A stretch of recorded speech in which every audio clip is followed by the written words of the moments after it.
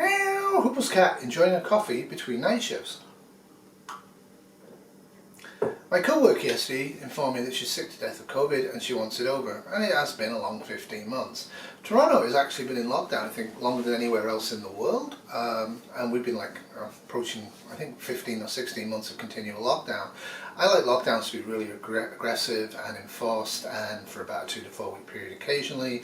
I have said all along that there shouldn't be any school or college going on this year. It should have been a gap year, and social programs should have been put in place for children to have fun and play and get food. All of that stuff that I would have done if I was dictator of the world hasn't been done. What we've done is a botched response. I still don't have my second vaccine, even though they keep claiming they're trying to give people second vaccines faster than the ridiculous 16-week interval they came up with when they invented when there was a 3-week shortage of vaccines. So what we've been getting is poor response. But I'm really bothered by the whole attitude that COVID effectively is over. For example, soon you won't have to live in California to visit the West Coast parks. All right, we have got no more masks in Universal Studios Orlando. Beginning today, May 29th, at Universal Orlando, face masks will no longer be required indoors for fully vaccinated guests. When combined with Universal's current outdoor mask policy, this means face coverings will be optional everywhere on property. While Universal states that this policy only applies to fully vaccinated guests, proof of vaccination will not be required, so it will be an honor system when deciding whether or not to wear a mask indoors. The language on social distancing has been altered as well. Guests are now encouraged to keep a safe distance instead of stay 3 feet apart. As of this time, Disney World has not updated their mask or social distancing policies further, which currently only allow guests to remove masks while outdoors. But if timelines follow the previous mask updates, Disney World may follow suit and align their mask policies with what Universal Orlando has implemented. This could happen at any time. Disneyland is going to open to those out-of-state visitors. Since they reopened in April, only California residents have been able to visit the resort, but things are changing. Disneyland will open to out-of-state guests beginning June 15th. These visitors are not required to be vaccinated, but the state of California does recommend vaccination or a negative COVID-19 test. Masks will still be required at all times, except when actively eating or drinking while stationary. And out-of-state guests can begin booking their trips now, but cannot enter the parks before June 15th. of course that's great news if you got the cash and you want to go to Disneyland or Disney World or Orlando and enjoy yourself, because you deserve to have a big blowout after surviving the pandemic and putting up with the pandemic restrictions. But there is something I'd like to say. First off, there is this huge desire to have COVID in the past, and as I've said before, once COVID actually is finished, what will happen with it is that we will actually all forget about it, generally speaking, and we'll get on to the next thing. We tend to repress and get rid of pandemics. Spanish flu in 1918 to 1920 killed a lot more people than COVID-19 is probably going to kill, because it's still killing. And it was known as the silent pandemic for a long time. It wasn't studied, it was just ignored, it was just put way in the past and people ignored it completely or just trivially mentioned it. But it was a massive impact at the time, much as COVID-19 is a massive impact right now. And there is a subset of people out there, a minority, who believe that the whole COVID thing has been overramped and has been done for various political and evil reasons. But the truth of it is, what we're seeing in Toronto is an absolute crush of numbers because we locked down tight again. And when I say we locked down tight again, what I mean is the people have locked themselves down. Toronto itself has, I think, been in continuous lockdown for 14 months or more right now at this point. And again, my personal scientific stance on it is that lockdown should be occasional and dramatic and very firm and enforced for about 2 to 4 week periods maximum on an occasional basis. The schools should have been shut and universities should have been shut for the whole year, and it should have been a gap year, and there should have been social programs in place for play and food, but not for academics. It should have been a full-on gap year. We have a pandemic, we're not going to do business normal. But what we've tried to do is business normal, but some businesses have been really restricted, and it's been very variable. So there's a lot of anger out there because some people have really lost income, and other people have lost their businesses, and other people are doing quite well. So it just kind of depends where you fell on the lucky spectrum. So of course now everybody wants to party on like it's 2019, but it isn't. It's May, almost June of 2021. What is actually going on with COVID-19? is that it is still killing an enormous amount of people and infecting an enormous amount of people. As you can see from the Johns Hopkins data, we're coming down from the third global wave of COVID-19. You could argue there was a fourth wave initially, but I wouldn't count the initial wave as a global pandemic wave in China. What we're coming down from is the third wave, which was slightly not as bad as the second wave, which was pretty bad, which made the first wave last spring look kind of pathetic. Treatment has improved across the world, dropping the death rates, as you can see from this. The actual daily cases has been higher in the second global wave than in the first wave, but death rates have actually been lower because treatment's better. We know to give oxygen, we know not to ventilate unless we need to, not preemptively. We know that steroids work, we know a couple of other drugs help a bit, and some countries can afford them and can use them for some of their patients. We know how to actually prone people, turn them upside down, how long, how often and when, how we can do exercises for breathing. So we've learned how to mitigate the death rate from COVID-19, but the cases are actually still higher than they've ever been since the start of this outbreak on a global term. So you can look at this data and go, yay, it's about to finish, it's going to end. Now, I would bear in mind that historically most pandemics have 1 to 5 waves, usually 2 to 3 waves, and it doesn't matter which wave is the worst wave, you can't predict it. It could be the first, second, third, etc. Nobody actually knows at the beginning of a pandemic. It's all retrospective when we look back. You can't predict how infectious the disease will become or how weak it will become as it passes through millions, hundreds of millions of human bodies. Unlike Spanish flu and pretty much every pandemic we've ever had in human history, we actually have a bunch of vaccines that are very effective in doing the job of actually stopping people being hospitalized and dying from COVID-19. And as you can see, we've got about 2 billion people vaccinated. Now again, I'd like to point out that there is risk from vaccination, but the risk from vaccination is absolutely tiny compared to the risks for anyone from the actual disease process. And I would like to just show a clip now which I think kind of shows that what I'm seeing, what Kitty's seeing in the Toronto ICU, is we are seeing people in their 20s to 50s coming down with COVID-19 and dying from it, which is radically different than what we've seen since the beginning of this disease. It is hitting a younger, healthier population who mostly are not vaccinated or have a higher proportion of people not willing to be vaccinated.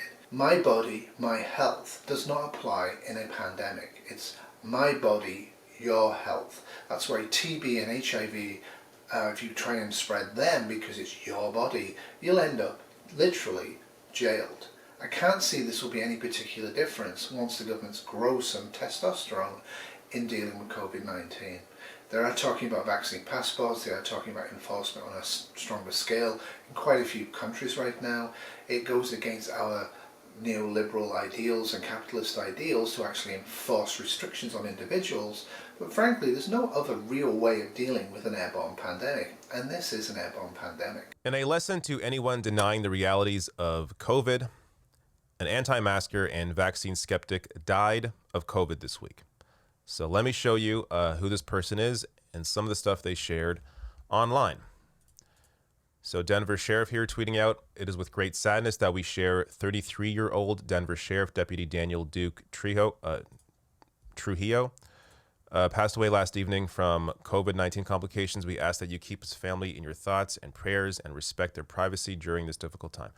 So 33 is incredibly young. And it's important to point out here, this is, I'm not sure which variant, if he had a variant of COVID-19, but the newer variants are a lot more destructive to younger individuals. So it's possible he had one of those, which is why it's so important to get vaccinated if you can, if it's available in your area. And also just important, of course, wearing a mask, socially distance, all that stuff. But let's get to some of this guy's posts online before it got to this point. So Ken Klippenstein here, who's an investigative reporter for The Intercept, did some digging and discovered some of these posts. And I want to be clear here. I'm not sharing this to, dance on this guy's grave or anything. I'm sharing this so you understand the realities of COVID-19 and why you should be taking it seriously. So this guy's online account apparently was Gunslinger1775. His last post on Instagram or said, "Before you shame me in public for not having a mask, ask yourself one simple question. Will this mask stop an uppercut?" Okay. Also, a couple of his profile pictures here. "I don't care if you've had your vaccine." So that's one. One on May 7th. "I have an immune system." All right. So one of the things you've heard about is variants of concerns, VOC. I just love these abbreviations we come up with. The truth is, every time the virus passes through a living body, whether human or animal or reptile or fish, what it can do is it can alter its structure significantly enough to overcome normal defenses in the next person that is trying to get inside and become and use as a host. So what we are now finding in Vietnam is Vietnam cases are starting to really take off, and Vietnam was one of the gold star countries because of firm crushing of lockdown and disrespect of civil rights to stop transmission, and they've been opening up and they've been doing really well. And what they found now, and this is early research from May 29th reported by politicians, but I have fairly good faith in this, is that the Kent variant, otherwise known as the UK variant, has actually combined with some of the characteristics of one of the Indian variants. Now there's at least 3 Indian variants, and it's only really one of them that's a major problem. So if it has actually done this, we're in a lot of trouble. If you're sitting here watching this video with a full beard on, you never wear masks, you are not going to be vaccinated, you are literally absolutely thinking right now that COVID is over and you can succumb it. You know, it's hard to say this to you, but I have to. Please get a vaccine into your body as soon as you can. This is not over. America, Canada, a lot of other countries have basically had very little international travel. We've had too much, we've had very little. As we start opening again, because everything's fine here, there is high probability that these variants and new variants are actually going to come into the population, and if you are not vaccinated, you could be infected with COVID-19, you could be facing long COVID, you could be facing death. Not really smart to do that. The significant issue here is that the death rate and the infection rate and the severe rate is actually fairly low for this virus at the moment, but that could take off. But even so, it's significantly high enough that you'd be crazed not to get vaccinated. Now, I don't want to have a huge discussion, and I will not have a huge discussion about vaccination. It's like arguing people that the Earth's round when they believe it's flat. There's no point. We've had this disease for over a year. The effects of the disease are well documented, well researched. It's pretty obvious what's going on. If you're still in a position of denial that there is in fact COVID-19 disease, or you're in denial because you believe it can be easily fixed with taking dewormer tablets, etc., because you know that you've seen, you've heard, blah blah blah, you actually put yourself in a little box there that's marked, "I'm in denial. I'm so scared of this disease, I'm in denial." A dangerous new hybrid variant that's a combination of the COVID-19 strains first detected in the UK and India. Tại Việt Nam thì đã xuất hiện thêm biến chủng SARS-CoV-2 mới. On Saturday, Vietnam's health minister outlined the characteristics of the variant. We have discovered a new hybrid variant from the Indian and the UK strains. The characteristic of this strain is that it spreads quickly in the air. The concentration of virus in the throat fluid increases rapidly and spreads very strongly to the surrounding environment. The government has not specified the number of cases attributable to the new variant, making it impossible to know if it's responsible for Vietnam's current spike in cases. The country had escaped relatively unscathed by COVID-19, but now more than half the country is affected, with big cities like Hanoi and Ho Chi Minh especially struggling. Praised for its effective response to the virus last year, the country has reacted to the current surge in infections by limiting movement and closing various businesses and venues throughout the country. Amongst them bars, cafes, restaurants, hair salons and massage parlours, as well as tourist attractions and places of worship. Vietnam is also looking to ramp up its vaccination campaign. So far, just 1 million of the country's 97 million residents have been vaccinated. Begging you, get vaccinated.